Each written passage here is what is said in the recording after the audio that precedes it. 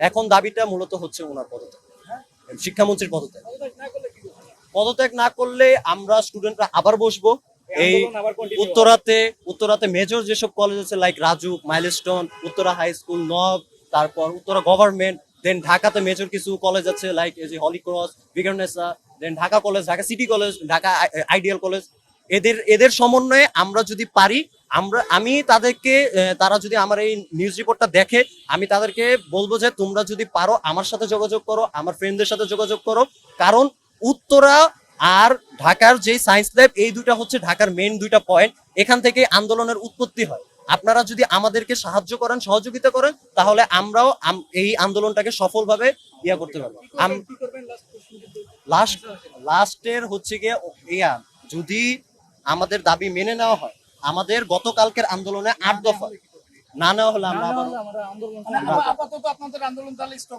স্থগিত না। এখন উত্তরা থেকে অনেক স্টুডেন্ট, শত শত স্টুডেন্ট গেছে লং মার্চের উদ্দেশ্যে, এই শিক্ষা বোর্ডের উদ্দেশ্যে রওনা দিয়েছে।